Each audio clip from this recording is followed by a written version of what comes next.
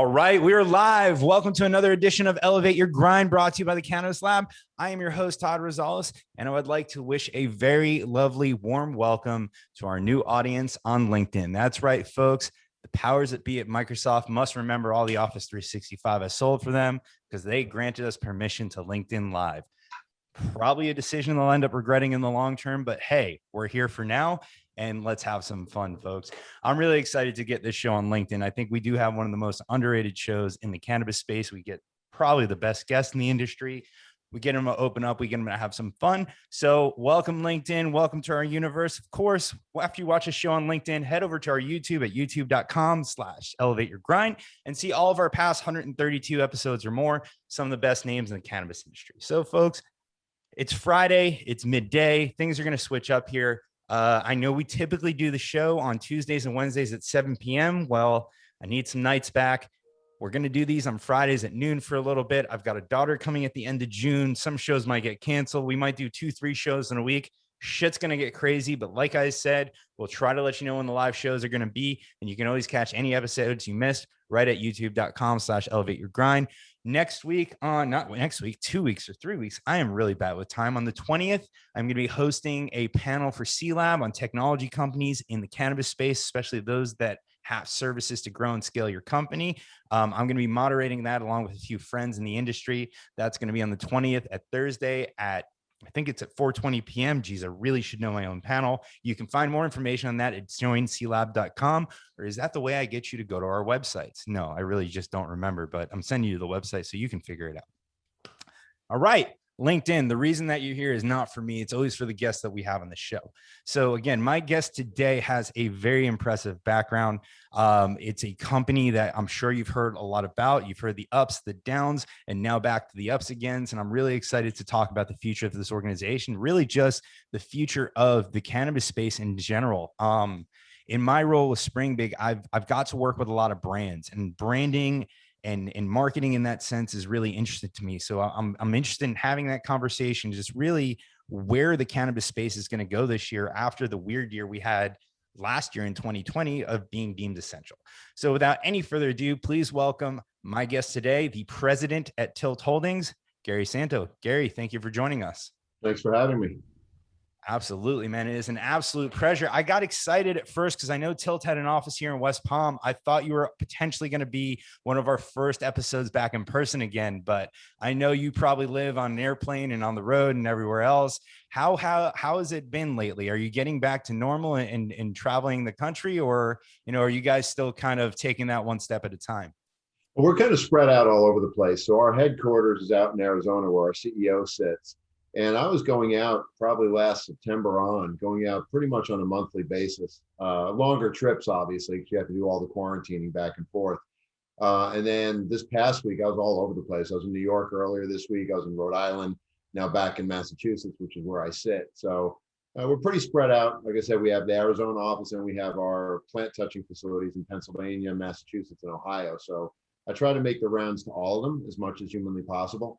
And then, haven't had a chance to get back out with investors yet in any of the conferences. It's all virtual, but hopefully that'll start to come back. I think later this month, we'll have MJ Biz live in Las Vegas. So I got a lot of chips from the last MJ Biz and I need to do something with them. So looking forward to it.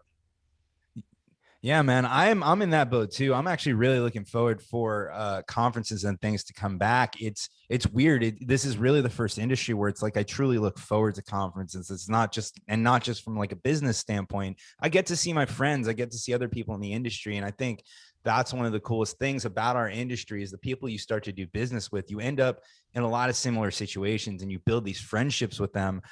You come from a similar background, a lot more experience in it than I do, but I spent a little bit of time in investor relations and doing that for different funds and things. So, I've been to the high money conferences, if you will, that are all elaborate and everything else. But I got to tell you, like, yes, there are nice people there. I've made some friends, but it's nothing like cannabis. It's, they're there to do business. They're there looking for investments and everything else. So it's interesting how that world changed. I don't want to say dread going to conferences, but it's like, I would start reaching out. All right, who do I know that's going to be there for the one night that I don't want to do business? Right here, I'm just like, I can't wait to go make some new friends. I don't know if you feel that way, and we don't want to offend all the tight, the dark suited investors here, but it had to be a nice change of pace when you got into the cannabis space and everything kind of was a little bit more relaxed, a little bit more informal, and then the pandemic figured that up. So tell me about that transition from just pure investor relations into more of a operator role, more of a running the company role in the cannabis space of all places.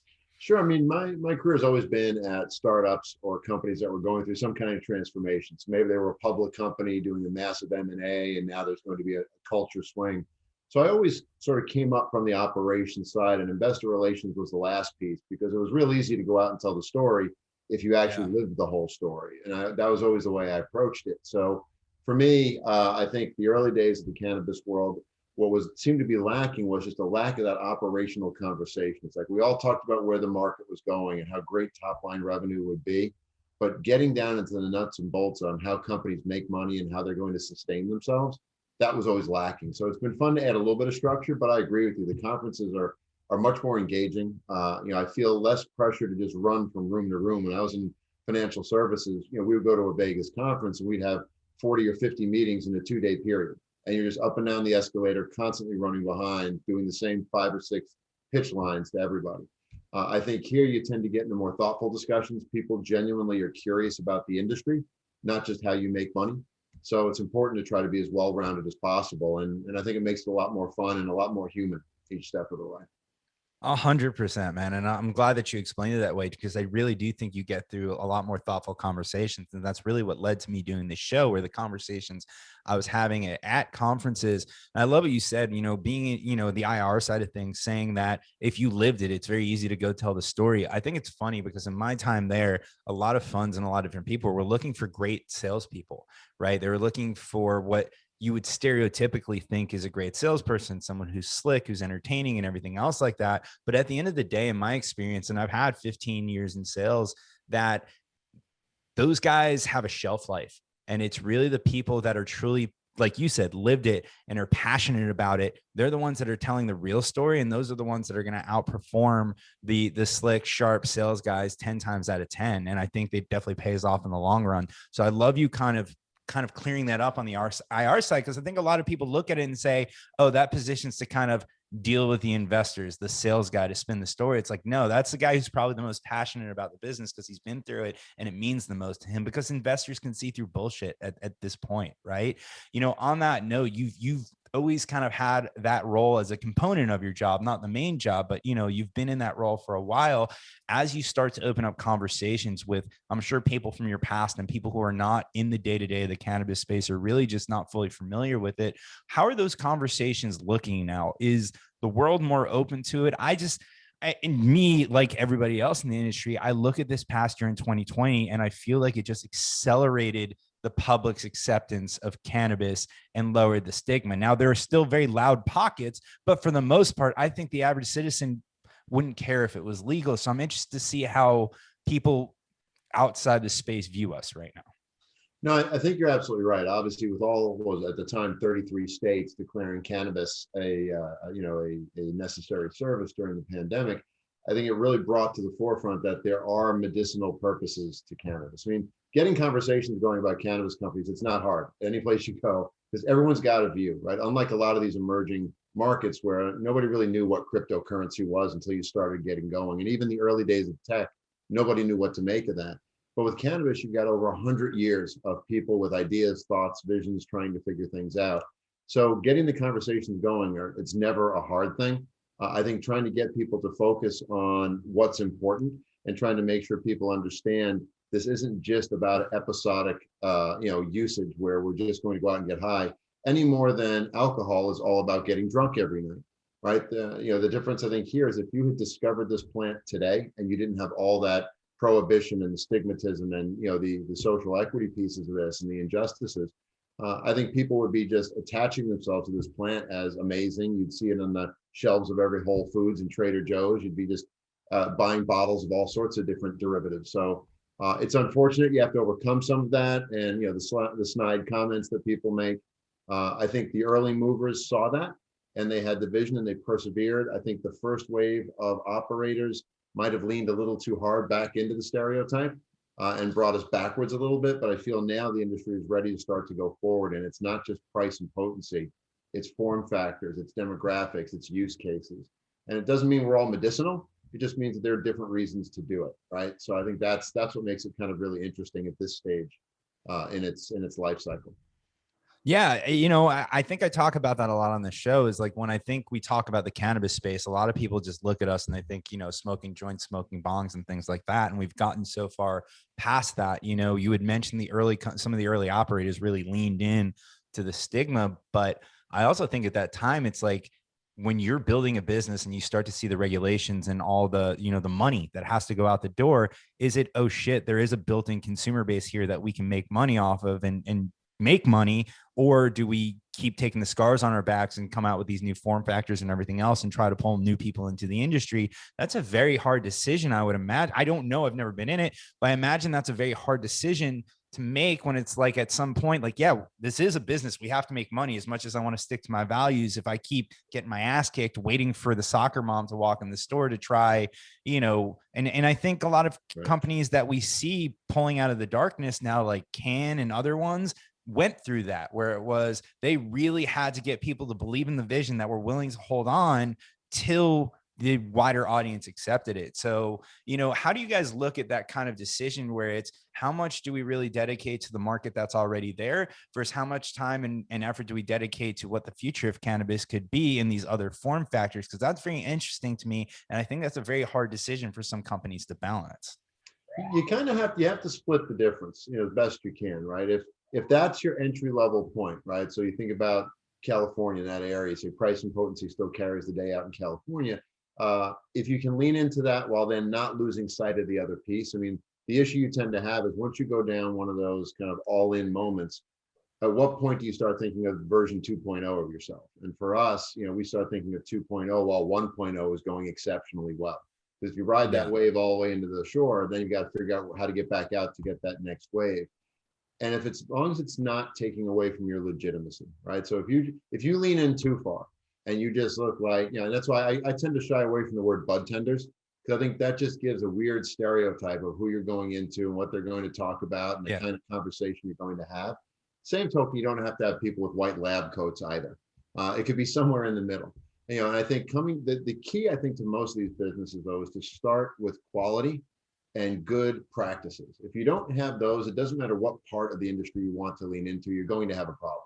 The consistency is not going to be there. Your crop failures are going to hurt you. People are going to look at you and say, oh yeah, that stuff, yeah, buy it if you have no other choice. So I think it's one of those where if you start with those basic fundamentals, you have the flexibility to lean in any part of the market. And that's sort of what we do. If you think about the three markets we're in on the plant touching side, Pennsylvania, Ohio, and Mass, we've got a little bit of everything, right? You have a great medical program in Pennsylvania. You're probably a little restrictive on the form factor, but not on potency. Ohio is a little less restrictive on the form factor. And then you have in Massachusetts an adult use and a medical market all together in one. So we can play on all sides, I think, for the most part. It's just, it's got to be quality. There's got to be consistency. And that's where you got to really start your business. Yeah, I agree with you. I think quality and consistency are the most important because we only have so many impressions with people who have not tried either the new wave of cannabis, you know, or they've never tried cannabis in general, right? And I think when done correctly, people could have a great experience and completely change their view on a lot of things. I give credit up to Houseplant, Seth, originally in Canada. When they launched originally, they came out and Seth Rogen was very adamant about this. He posted on his Instagram, like when you're trying cannabis for the first time and you see someone like Seth Rogen smoking an entire joint in a sitting, like, no, don't do that. It's strong. Take a puff, wait 15 minutes, take a puff again if it wasn't what you want to do. And I love seeing a lot of people talk about that. Like there's a meme going around that says, if you want free weed, just tell a stoner you've never gotten high. Right. But, you know, to bring people into that culture of getting to a point where it's, you get so stoned where it's almost scary is not doing anything for the good of the industry. Now, if that's how you enjoy using cannabis, all power to you, right? So it's really interesting in that note. I want to shift over to branding in a second, but there was an interesting conversation you had with Kevin from Cannabinoid Connect. And if anybody hasn't seen that show, it is a very underrated show. I think Kevin does a great job in his interviews. I get a lot of my information there. But you were talking about vape cartridges, right? You know, the thing we're all familiar with, the self-sustained vape and with the distillate and everything else in there. And I hate these things personally. I hate them. I have them because it's just a level of convenience that I believe is unmatched in any other product from a convenience standpoint. But there's so much that could potentially go wrong with it, to your point, if it's not a quality product, that it can be harmful. We saw that with VapeGate, and luckily most of those were in the illegal category. But even if you have substandard hardware, or if it's too old, there are things that can go wrong. So I'm interested to know, where do we go from here? Because as me, I am a joint smoker. I love smoking flower. I love smoking a joint. It is my most enjoyable form of it. But I also know that smoking is invasive, whether it's cigarettes, cigars, or cannabis, right? So if I'm out in a public place, no matter what, even just me as a person, I'm probably not going to light up somewhere because I'm going to bother people. I know we're at a different point of whether or not that's accepted, but even still, as a father, as a husband, as a friend of people, I don't want to blow smoke in someone's face just for my own enjoyment.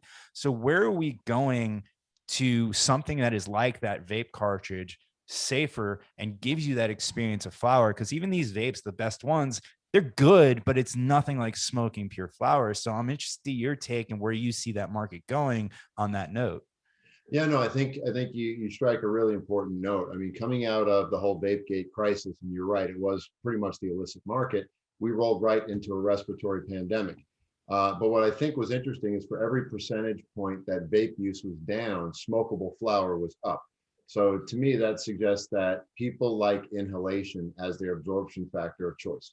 So the question is, how do we make it safer? How do we make it, more portable? I think the pandemic really took away the utility of the vape, right? So if you work in an office or some type of a public setting and you really need to maybe have a little bit of anxiety, whatever it is, you just want to take that one hit to get that feeling, you could do that with your vape. You can excuse yourself, step outside, boom, you're done. You're not going to light up a pre-roll. But when you're home and you're by yourself or just in your own house, you can go outside, you can open up the window, you're more likely to light up that pre-roll. So what we're starting to see, I think, is a transition of people who now got used to that, the fidelity of the flower, right? The taste, the flavor, and the purity of it. And now as they come back to vaping, they're looking for ways to do that. So live resin is the obvious answer there, right? You got the taste, you got the flavor. You're moving away from solvent-based processes, right? You're moving away from flavor infused. Not that anybody was going crazy over mango or peach or anything, but they want they want to taste the terpenes. They want all those flavors. And I think that's where the vaping industry is going to have to go next. Now, our CEO, Mark Scatterday, who founded Jupiter, he was the one who helped C-Cell, which is a company called Smore out in China. They had developed C-Cell they were using on the tobacco side, which is where Mark used to work for a company called Enjoy. He helped bring the C-Cell technology into cannabis because he thought this was a much more pure way to heat using that ceramic wicking device. And he's been at the forefront of R&D and development. While he's been running Tilt, he sort of got away from that a little bit. And one of the reasons I came along was to free him up. So, I mean, I was just out in Arizona last week and he filed another patent. But he's working on different ways to bring that fidelity over, whether it's heat, not burn, whether extrusion, ways to really keep the flower as whole as possible and bring it through the process, but not have some of the issues you've had with other people who tried to do heat, not burn, and things like that. So I don't know that it's far away. I think there'll be bits and pieces each step of the way. I think live resin's a great first step, and the waxes and the shatters. But I wouldn't be surprised if we just see more and more of a migration towards that and away from the viscous concentrates that you've seen vaping be to date, if that makes sense. Yeah. No, I definitely think it makes sense, and I'm excited for that shift. I think this comes more from a personal need, and I definitely don't want to say I represent the average cannabis consumer, but I think there's a lot of people that are like me, where I have tried so many different accessories and so many different things for that portability, convenience, and it's just there is nothing as easy as literally something you can put in your mouth, inhale, and blow out, right? I've had the best dugouts that are made. I've had Riot makes this pouch that comes with a lighter and everything else. I've had different pre-roll cases and everything else, and it's just something. I think I tell this story at work a lot. 2 weeks ago, I went to go see Andrew Schultz at the Palm Beach Improv, and at the end of the day, like, I wanted to smoke a little bit before, because who doesn't love cannabis and stand-up comedy together? Puffco proved that by sponsoring the Comedy Store event.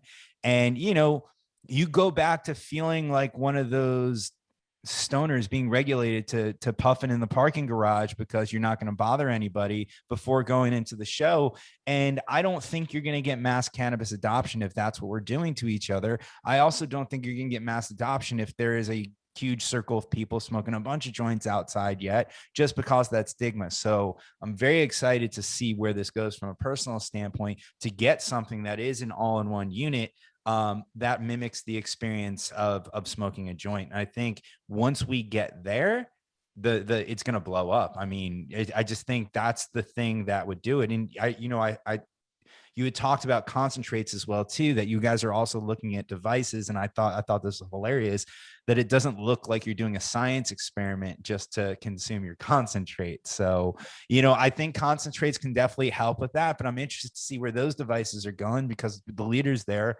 you've got Puffco, you've got, G-Pen with the Connect, the things that you guys are doing, but they're still, associated with the glass. So I also think, and there's thoughts going through my head while I'm saying this, hence why I keep changing my thought, change of thought.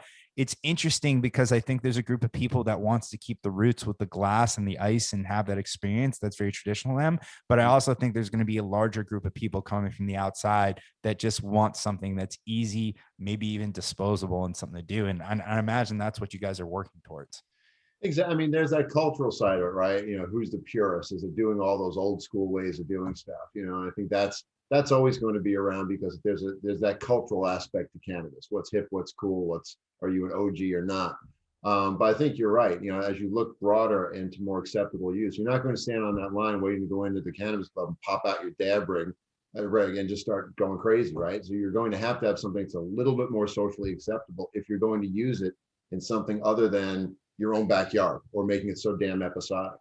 So I think that's what's key, how to weave it into our everyday life in a responsible way. You can still have your moments, go and have your weekends and your fun or whatever you want to do. But I think just weaving it in like we've done with every other type of medicine, we've weaved alcohol into our everyday lives. We've weaved other medicines into our everyday lives. This continues to be this sort of enigma that causes you have to do things a little bit differently. And I think as we start to destigmatize it more and more, it'll definitely help. Very cool. I mean, I think I basically just spent the last 10 minutes saying, hey, Gary, this is what I need as a smoker. So like, can you make it for me? So hopefully everybody else has the same needs. I want to kind of transition over to brands now, because again, in Kevin's conversation, you spoke about something really cool about wanting to invest in people that are going to focus on their brand, right? People that are going to focus on the brand. You guys are the subject matter experts. You've got the cultivation, you've got the distribution, you've got that. If a brand wants to go into a new state, you want to partner with them and let them focus on what they do well in creating that brand. I think that's a great message. And I think that's a great way to partner with a brand, because it's always the founder or the people, like they live the brand. It's kind of based off their lifestyle. So to take them out of that role and give them tasks that they may not know that can take up a lot of their time is smart to keep those off their plate. I want to call out a specific brand, if that's cool, because we both work with them, you more so than me, with Her Highness, right? I got to tell you, at Spring Big, I seek out good brands. And when I say that, things that stand out to me is they could stand alone as if they were any products. And when I look at Her Highness with the foil packaging, the lips, the branding across the board, the way you guys have done the pre-rolls and everything, I think it's just perfect, right? So when you talk about brands, I assume a brand like Her Highness is exactly what you're looking for, because to me, I'm not even their target market, and it resonated huge with me. No, I think you're right. They were a good first step in that direction, because to build our own brand out, it's always going to be a challenge. Number one, in Massachusetts, we only have 3 stores that we can sell the brand into. I think this is a challenge for all the MSOs, and MSOs don't like to buy other MSOs brands to help them build it out. So for us, we started looking for high quality brands that had a premium price, but had a really strong brand identity. And that's why they were premium. They were known for the packaging. They were known for the purity. They were known for, whatever the actual form factor might have been, and how tight they kept it. So Her Highness has been a fantastic match, because they check a lot of those boxes. Are they a niche brand? Yes, they definitely focus. They call it cannabis couture. I get it.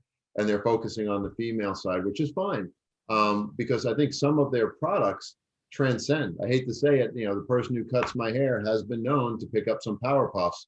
So he just loves having the keef laced flower there. So I think what's exciting when you deal with those brands is they understand who they are and what they're trying to do.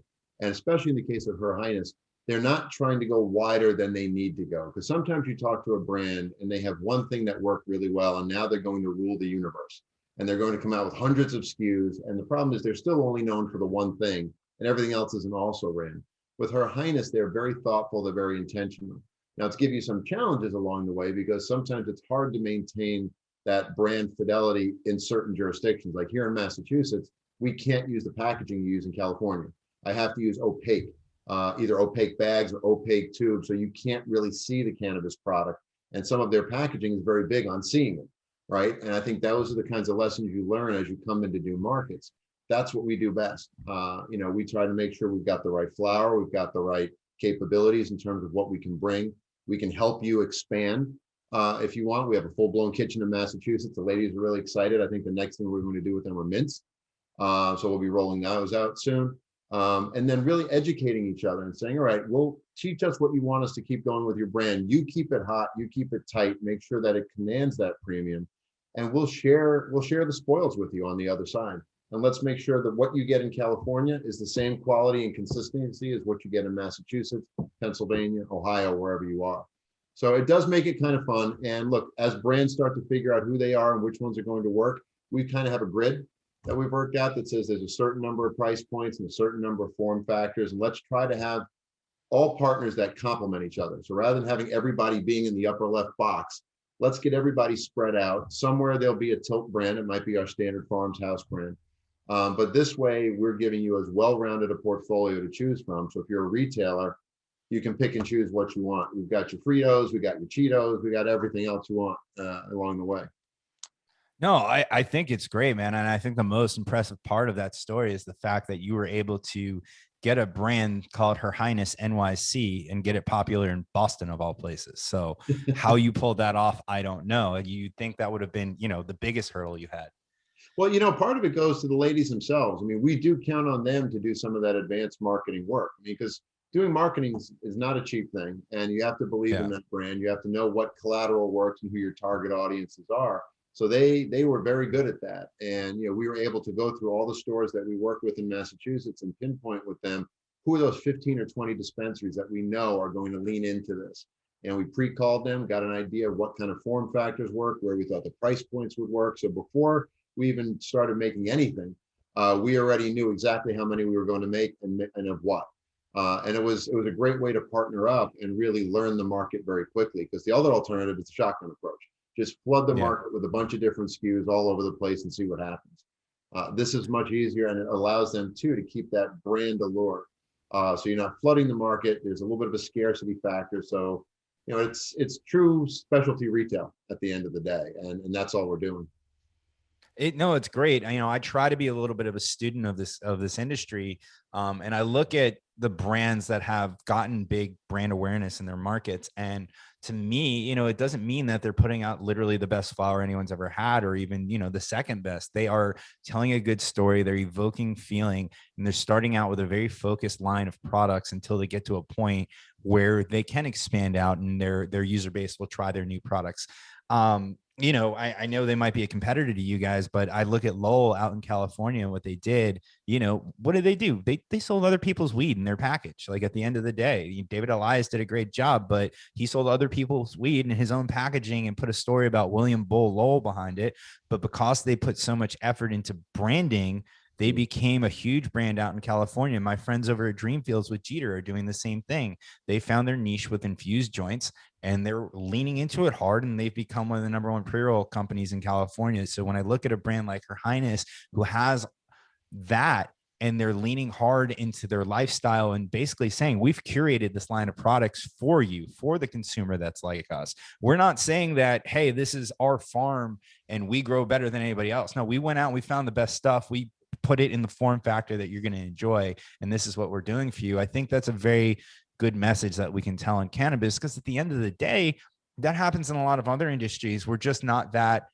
There's just more history and everything else there that we're not seeing it, right? A lot of people outsource. They're not all vertically integrated. So it's really interesting to see this permeate into cannabis. Now, my other question for you, and you had also talked about, listen, every conversation comes out with the best quality and this and that when people are talking to you. But at the end of the day, like, although somebody's got to be Skull Vodka, right? Skull Vodka sells a shit ton of vodka. Are they the best vodka? No, it might be better for taking paint off the walls, but they sell a shit ton of vodka, right? So at some point, we can't have everybody try to be the next Pappy Van Winkle or Louis Vuitton or whatever it is. So it's interesting to see as you're going out there and you're putting together a portfolio of brands, whether that's in the same market or across different markets, where are these value brands coming in? Where are the people who are like, hey, it's good weed at a good price, or is everyone still just trying to be the best? Because I think that's also permeating into marketing. And I'm afraid for a lot of brands going forward that, if your whole market strategy is you have the best weed, if you're not the best weed, someone's not going to buy it. Or if it's not the best weed that person had, they're not going to buy it. So I'm interested to see who out there is just wants to put out a good product for a good price and be the Budweiser or Bud Light of cannabis.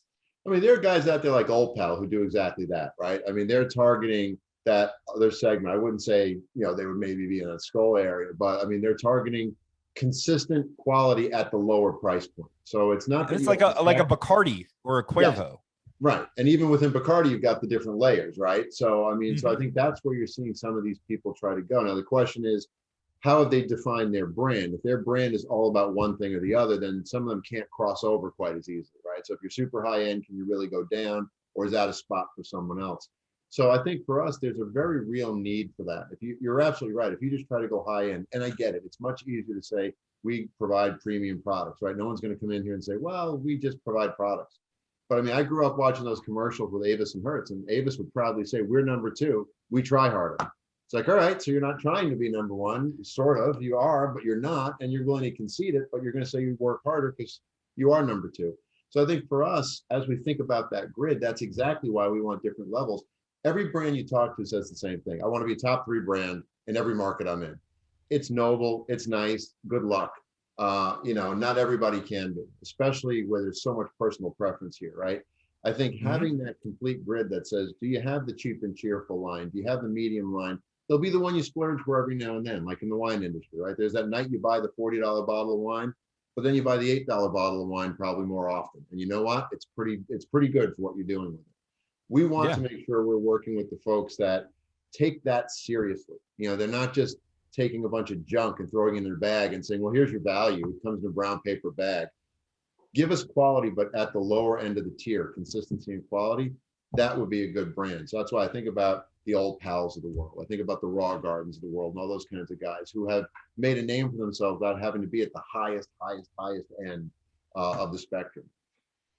Yeah, it's funny you mentioned Old Pal. I had Kendra Stocking on the show last week, 2 weeks ago, and we had that discussion. I'm like, I think, for you guys, it's just about putting out good weed and evoking a form of nostalgia from everybody's early experiences, right? Yep. And that speaks to something too, how far at this point? So Old Pal got that, how many other brands can really hit on that nostalgia too? Is that going to eventually be played out? Because I think at some point, the stigma, the history will never go away. History is history. And, we're always going to know that. But at some point, not everybody in the world is going to have that same nostalgia of their first experiences, like smoking out of an apple or a Gatorade bottle or, whatever it is that some of us started way back when it was still in the black and gray markets. Now it's a lot more acceptable. My kids will grow up in a world where weed is a lot more accepted. And, maybe their first experience might be 18, 20, 22 years old at a tailgate or at a bar or somewhere with friends or a concert. And it's wide open and accepted in a different form factor. It's not going to be, at your buddy's friend's house who happened to be out of town for a day and you made something up. So how much longer do you think we can lean on nostalgia? I know this is getting really more into marketing stuff, but I know you also probably talk to a lot of brands, so you see what the plans are. It's a great question because we've seen brands where it's gotten a little stale, and they're still leaning into it. They're still leaning into some of that old school kind of brand architecture, whether it's in their marketing, their packaging, how they carry themselves. And I do think there's a limited shelf life. So one of the keys to the brands that we talk to is, are you always actively keeping an eye on what the market's telling you? Because you can keep pace. I mean, look what Anheuser-Busch has done with all their different lines, and even just with Budweiser, how they've marketed that through the years and adapted to the moments when, all right, everyone's in the nostalgia. We create that old style bottle now. And then you had the frogs back in the 80s and the early 90s. So you were all over the map with the marketing there. So I think there's a way, if they keep their eye on the ball, they can continue to migrate with the times. The ones who just figured it out now, they're just going to keep doing it over and over and over again. It's a strategy. I don't know that it necessarily is a long-term strategy, because you're absolutely right. Some people are just like, yeah, it's kind of tired now. It's like a club, a restaurant, a hotel that never refreshes itself. At some Yeah. point, yeah, it's the old standard, but I'm ready to move on. Yeah, it's interesting. And as we talk about transitioning to the, the new people coming into the industry and the new people trying it, especially in markets like Massachusetts, New Jersey now, New York's going to come online eventually, Pennsylvania, I love items like beverages and other form factors that are a little bit easier to be socially acceptable. But I also like, if I were to look at a beverage company, evaluate it, or even start one, it's like, God, this would be so much easier if we can put this in, the supermarket or even in a liquor store or somewhere that is not a cannabis dispensary, because that's not where our target audience is. And realistically, as convenient as dispensaries have come and as convenient as delivery is, they're usually not in the most convenient spot. They've gotten a lot better. You usually have to go somewhere to get it. And for the most part, the people that are going there are going to buy cannabis products for a period of time. They're not typically buying it because they're going to a friend's house to bring it over for the afternoon. They're usually stocking up, right? I don't think we've got to that point where I'm going to swing by the dispensary for a pre-roll, because I still have to show them my ID, wait for a bartender to be available, and different more. I know it's different everywhere else. So I'm kind of talking about Florida, right? So I'm interested to see, will the dispensary model start to change as we go forward? Will companies, and maybe you guys have kicked this around, have dispensaries that maybe focus on other form factors that are not flower and pre-rolls, but maybe there's a beverage focused dispensary or or an edibles focused dispensary that's literally just trying to pull in people that are not the traditionalist, right? Because I always wonder that if Can or Lagunitas or any of those beverages were on the shelves in the beer aisle in the grocery store, I think their sales would be exponentially larger. And I'm sure they all feel the same way. So that's why I'm curious, the future of the cannabis retail experience. Will other form factors almost start to develop their own retail experiences? I think it's likely. I think you're absolutely right. The more you destigmatize everything, and depending where legalization lands and how the states all employ it, the more you can give sort of that wide range. I mean, there'll always be the specialty, right? You'll always go to those particular dispensaries to get your advice, to understand what you're doing. But just like you don't go to the Apple store every time you want to buy an iPhone, sometimes you'll buy it from the AT&T shop. Sometimes you might buy it from Best Buy. Sometimes you just buy it online, right? But you've got that same iPhone now in 4 different distribution channels. So it's constant in your face. I think ultimately it's probably going to happen, especially if you think about these specialty form factors, because it's true. If I'm picking up a 6-pack of beer, I might grab it at the grocery store. I might make a special trip to the liquor store. If you're trying to do that for cannabis, you're probably doing other things while you're there too, because it's a much more involved process for you at the end of the day. Just like the difference between going to the bakery in a supermarket versus going to a dedicated bakery. I'd love to see things like that, have shops that are just dedicated to edibles, shops that are dedicated to beverages. So it really does become more of a utility play than a dispensary. I mean, that's a problem. At its core, the name is dispensary. I mean, you think dispensary, you don't think that's where I'm stopping on the way anywhere unless I have a headache or I need to pick up something, right? Yeah. I think that's going to be part of the evolution. That's kind of where our heads are at, frankly, which is why we haven't leaned into the retail side. We want to supply the retail space because we think that's going to change over time, whether it's more online or capable, delivery services, whether it's in more mainstream, like a grocery store or a liquor store, or whether it continues to be this dispensary model. We're going to be agnostic to that, but I think you're spot on in that it's going to change over time. It'll be interesting to see how these stores will adapt with everything that these MSOs have invested to create these experiential stores. Yeah, I'm really excited for that because I mean, for a long time, I was very excited to go to different dispensaries and everything else. And I still get excited. It's still fun. But at the end of the day, like, okay, this is a nicer dispensary. They have more wood grain. They have more foliage. And I'm not talking shit. Like there are beautiful dispensaries out there. I saw an article in Architectural Digest that's not even a real word, architectural digest. Maybe that I'm should be making the things word up. for designing dispensaries. I like it. Yeah. But, at the end of the day, it's just another store that carries weed, which is why I would be excited to, walk into a store and just see fridges of cannabis beverages and people that focus on that form factor, or maybe beverages and edibles, and just really look at what that will look like. I think that's very exciting to see. And I'm excited for that part of the industry.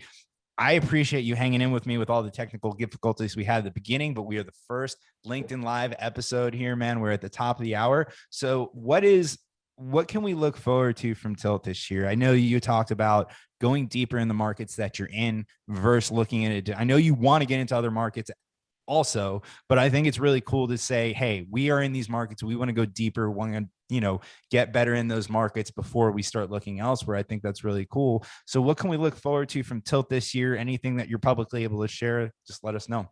Yeah, I mean, look, for us, taking care of the rest of our Massachusetts licenses, we've got 3 stores, of which only 1 is open. We're in the late stages now. If this isn't squared up in May, I think it'll be squared up in June, and we'll get the rest of our retail open. I think more brand partnerships in the very near future, leveraging everything that we're doing in Pennsylvania and Massachusetts. Again, the trick there is, what do the regulations allow? So how we look at the brands and how they market themselves and their form factors. But I would expect us to bring more brands online.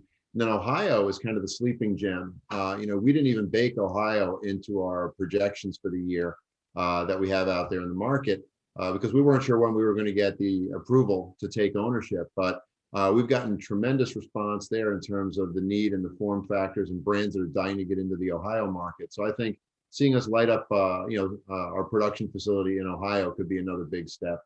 I think on the Jupiter front, wouldn't surprise me if we had a couple of interesting little things around MJ BizTime that might be helpful out there. A couple of products, I'm not sure they would qualify as, disruptive technology at this point. A couple of variations on some things that people might find to be really enjoyable in how they do inhalation. So I would say those are probably the key ones. And there's always a possibility of a bold move. You never know. Maybe we do get into another market. But, I think we've got a lot of good stuff that we can do this year without even doing something quite that bold. But honestly, I'm already looking to 2022. I'm comfortable with where we are with 2021 and what we're going to do there. My job is to start looking at 2022 now, and that's where the fun stuff starts happening. Very cool, man. Well, that is exciting. Just, make sure you put a couple boxes behind the booth for me to snag when I get to MJ BizCon. Last question before I let you go, and I'm very curious here. 2026, around then, which market's bigger, New York or California? Wow. I would like, all right, so I'm going to alienate either my home state of New York, where I'm from, or California. I think New York's got potential, especially in a legalized world, because of its surrounding location. You think about that tri-state region, New York, New Jersey, Connecticut, right? You think about the tourists that come into there, the concentration just in Manhattan alone, I think gives it that ability to be, it'll at least be on equal footing. I'll be honest. I think it'll be on equal footing. If you do it on a revenue basis, I think probably the price points might be a little bit stronger in New York over time compared to where California, because what you're not going to see in New York is you're not going to have all this robust outdoor grow, right? There's the climate won't let you do that, right? So that's going to naturally create 2 different kinds of clientele, one way or the other. But I feel strongly about the New York market. I think if they do it right, if they screw those regs up on the adult use side, it could be a train wreck. But I think it's got potential. I've always thought just Manhattan alone should be able to go toe to toe with a lot of these states. So yes, thank you. I mainly asked you that question just to back up myself and a bunch of future arguments, but I think New York is going to be one of the largest markets in the world. And the other bold statement that I like to make, and if you want to weigh on it, that you can, I think Texas will legalize sooner than everybody thinks, like truly legalize. I don't know why. I have no insider information, but just seeing what they just recently did. And I was saying that before it happened, I see between the pandemic, the blizzard, and just, I know a lot of people on the ground in Texas that really want it. I just see it happening a lot sooner than anyone believes. So I don't know if you want to weigh in on that or leave that to No, yeah. Our head of plant touching operations has family down in Texas. And we were just having a meeting yesterday, and he makes sure every time we meet, he brings up, we haven't forgotten about Texas, have we? It's like, no, a lot of people have, but I think everyone believes it is. I mean, obviously we've got all the usual demographics that everybody attaches themselves onto. But I do think you're right. I think Texas is going to come along sooner rather than later. It's one of those things where it kind of goes for a while and stumbles, then all of a sudden it'll just pick up speed like that. I mean, look at how we've seen it in some of these other states, right? New York kept talking about doing adult use, talking about it, and then boom, now it's moving at light speed. So I'd be surprised if it didn't come along. sooner. Very cool, man. Well, this is exciting. I really enjoyed the conversation. If you ever head to the West Palm office, if you guys still have that, let's definitely link up. I Some wish we great still food. had Right? it. No. What's that? I wish we still had it. No, we kind of trimmed that one down. So it's all right. We Oh still make it man. down to Florida, though. Don't worry about that. Well, next time you're down here, well, you guys actually shared a wall with a lot of good food. That's why. But we can still go there and enjoy ourselves. Check out the local dispensaries here. Gary, thank you so much for joining me today. I know we had to reschedule this a few times. Thank you for hanging in with LinkedIn. Before we let you go, all the self-promotion, where can we find Tilt? Where we can find you? Anywhere, anything you want to promote, and then we'll sign off. Sure. So you can find us www.tiltholdings.com. There I have links to just about everything, all of our corporate postings, tells you all the upcoming conferences we're going to be on. We'll be in Benzinga, I think next week, and I think Canaccord the week after that. We'll have earnings coming up. So we're trying to be all over the map. We're working with Rosie Matteo and her team on PR front. So keep an eye out. We'll be all over the place. Very cool. Well, I hope everybody saw Rosie's New York workshop yesterday. That was really great. I don't know if she's going to be putting out the recording for that. If not, I know clips are going to be coming out, but you've got a great PR team behind you. Even though I'm not just saying that because they might be listening in, but no, they are a great team. Gary, thank you again, folks. If you missed any part of this interview, it should be live on our YouTube next week on Wednesday. Nope, Monday. We only had one episode this week. So Monday, youtube.com/elevate your grind. Of course, if you're in the car, you want to listen to this out in the world, we'll be live on every podcast platform, Apple, Spotify, Stitcher, iHeart. Does anyone really use anything besides Apple or Spotify? I don't think they do, but I might get a lot of hate for that. So we'll be there, folks. And then we'll be live next week again, right here. Oh shit. Not just on Facebook, on LinkedIn. I got to get the LinkedIn address, but it's facebook.com/Cannabis Group or on your LinkedIn feed. So LinkedIn family, welcome. Hopefully you stick with us. See you guys next week. Take care.